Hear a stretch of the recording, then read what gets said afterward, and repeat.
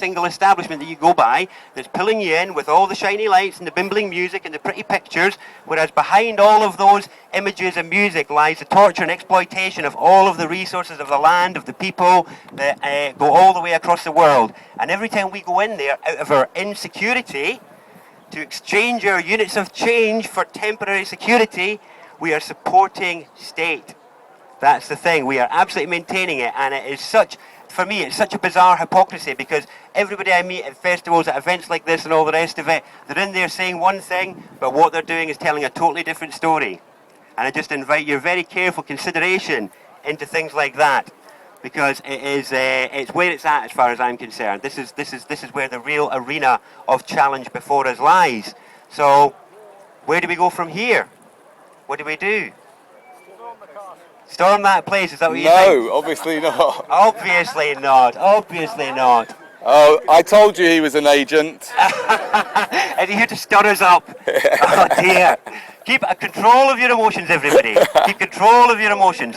Right, I'll tell you what, thank you. That'll lead me on to the next thing, which is, okay, because there's a big difficulty here, because if your conscious, co-creating energy is being used to tell somebody else's description of the world in the now, how do you balance the difficulty between keeping yourself informed and aware, but without feeding it? This is the challenge. Now, this is about healthy boundaries, about being able to draw a line around yourself and say, well, this is me and that isn't. And that is okay to be able to do that. All this hippie over unity stuff just doesn't work. That's not what it's about. It's about healthy space between things.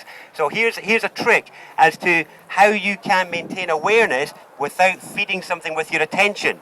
So that's a really interesting spell as well, the spell of attention. So attention is actually about a tension that is created. So here's an interesting thing. So for some of you, the Toltecs used to say this was the most important capacity you had because it was your co-creative power. Because you paying attention to something brought it into the now.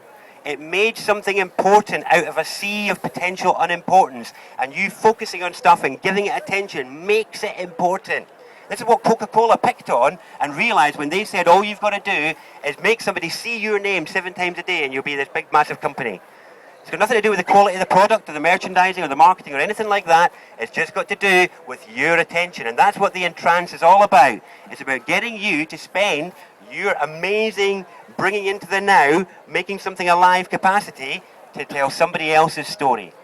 So there's an interesting thing. So as an example of this tension that I'm talking about, I want you to imagine that behind me there was some, I'm going to use some Vice examples here because I imagine there may be some familiarity with Vice around here. I do, that's why I'm using it. So we've got some chocolate over at the far end, we've got some tobacco next to it, we've got some alcohol, a nice range of alcohol, liquors and ciders and stuff there. We've also going to stick next to that some cannabis and some Class A substances. Next to that we'll put some pornography. I don't know, I can't think of what else really to put there just now, but I imagine that's probably enough. And I would be willing to bet that some of you at some point of your life... An iPad.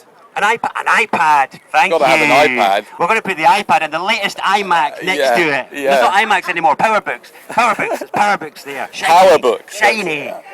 So, they'll do. That's a good enough barrage of Vice. So I would imagine that for all of you, at some point in your life, a tension would have been created between you and one or more of those objects, where one of them would have been much, much more important than the rest, wouldn't it? It would have been like, oh, I could really use some of that. It dragged me to the garage at 2 o'clock in the morning many a time. No longer, thankfully, but yeah, I've walked many a mile to release that tension within myself. So is everyone familiar with what I'm talking about there, that pull, that tension? So that is what attention is. Attention is when attention is created between you and the thing you're focusing on. It's no different with these people here. It's no different with any of the groups in the world. Is that as long as you are feeding that connection of your awareness with any tension whatsoever, then you're supporting it, giving it importance and bringing it into the now. And it's a very, very dangerous state of affairs because it means your emotional, mental and even spiritual energy is again being exploited to tell somebody else's story of the world. That is so important. It's like 12 people in a room cannot change the world, but if they can put it out through enough press and media, they can make your thoughts do it because you'll back up that story. You'll validate it. And this is the danger of alternative media. The danger of it is that it continually tells a terrible story of the world. And as long as you're reaffirming that, then What world are you describing? What story are you describing? Is that the story you want to be telling of humanity in the world with your life and with your practices? I don't know. It's a rhetorical question. I'm just asking you. Because this is the thing. So what you can do is you can maintain awareness of things, but don't feed it any of your tension-making capacity. That is a bit of an art form. And there are techniques that you need to learn to do that, but that is what is setting yourself free, as far as I'm concerned, is really about. It's being able to reclaim and reharness your capacity. And that's authority. That's then authority, because then you start to tell your own story and you choose which stories you will support or not. And that's an attention thing. When you was going around your normal day-to-day affair, you use that same temper, but stuff you do yourself, even just turning the door handle. yeah, Instead of just doing it, you keep on saying to yourself, oh, I've actually taken time out of my life to turn a door handle, and then you remember that bit. And then, so you're not just kind of floating around doing nothing, you're actually just aware of yourself doing things. And I find that really, really important. So yeah. Mindfulness. yeah, that's way. Mindfulness in the moment. Yeah, I try and practice that all the time. Yeah. You counteract yeah. the mindfulness I'm doing for the more negative kind of. Yeah, very valid point, valid point. So what we're talking about there, I don't know if everybody heard the chap there, but the point being that for me that's about scattered awareness. So he's talking about times during the day when he can be mindful and attentive to what he's doing to try and combat where he might be inadvertently feeding other ideas and all the rest of it. That's part of it, definitely, about being as present as you can in the moment. It's really interesting though, because if you look at your effectiveness, so again, this is about the story that you tell of your life and how you want to be able to handle yourself in different situations. The thing is, if you're going through life with some of your emotional energy all being tied up worrying about the bills, worrying about the politics, worrying about what's going on in Afghanistan and Iraq and blah, blah, blah, and your mind scattered and judging what these guys are doing and thinking about what's going on in Australia and what's going on in America, all the rest of it, how much of you is actually here, ready to meet the human being in front of you? Don't do what? That's the thing, like you're speaking to all these already partially awake or if not fully awake people. You were shouting to say, Fully awake, I would challenge that for anybody here, brother. It's such arrogance and naivety in that to me. speaking to people that was arrogant. Yeah, I know. You could say more to I include myself. Yeah, I'm including myself. They would know less about it originally. But if you're saying about attention, it's not that we're shouting sort of at them, but it's Yeah. sort of, you've got to come forward as a species Stop it. to stop it. There's got to be enough people that sort of rally. Should we ignore them? Yeah, go on. Well, no, it's not about ignoring. This is the thing. It's about trying to understand what game is actually being played. What I meant is we all sort of, not that we all get it, of course that's a misstatement. Yeah. We don't all get it, we Yeah. all sort of get it. Yeah. It's the people out there, the 9 to 5 people that don't understand this at all. That's the people I think you personally need to be speaking to. Have got Right. to say. No, I think you need to be speaking to right here. I agree. Right here. Why? It's a Here's why I'm waste of saying- time you speaking to those people. I agree. You're I agree. wasting your time. I agree with you. Listening to him, it's the people following Alex Jones. We are doing this because we love this country. We really love this country. And those people And humanity, are yeah. trying to destroy not just our country, but the whole world. If we lay down and say, well, I'm in the now here, I've got to pick my toenails. No, that's not what he's saying. Oh. 45 years I have been a peace campaigner in this country. 45 non-stop years. It's kept me young, it's kept me fit, and it's kept me raging. And I'm more now than ever.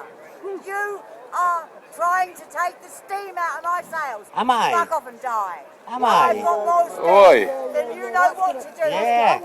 All right. This is a great thing Breathe, because this is breathe. about anger. Yeah. Just breathe. Yeah. Take a few. Why? Trying to take the steam out of these people. Ooh, am I? It took them a lot of bottle to get here. Can I suggest you It just took them meditate lot for a of minute? courage. Yes. meditate a bit. And not take that. No, Okay. just meditate for Thank a you for second. your contribution. Thank you. You're welcome. Yeah. I mean, the thing is, this lady just shared how she feels. So I want to talk about, say, peace, for example. Okay, so peace campaigning, because I'm not trying to take the steam out of people's sails. I'm trying to help steer the sails to somewhere that could be more effective. You've been peace campaigning for 47 years. You're not the only person I know that's been campaigning that long. I still want to see more peace than what has been delivered by all the peace campaigning. You know, that's the thing. I mean, for me, it's like one thing. Here's another spell game for you, where people think that peace is the opposite of war. And it's not the opposite. Okay, peace is an effect, it's a result. Peace is what happens when something else happens. This is another gender thing. So if we said that war was about the unfettered or uncontrolled masculine energy loose in the world, the opposite of it isn't peace. The opposite of it is actually raw. If you flip the word war around, the opposite is raw. And when I say raw, I mean about the rawness of your human vulnerable self, the truth. When I say raw, I'm talking about infants, female menstruation, I'm talking about rawness.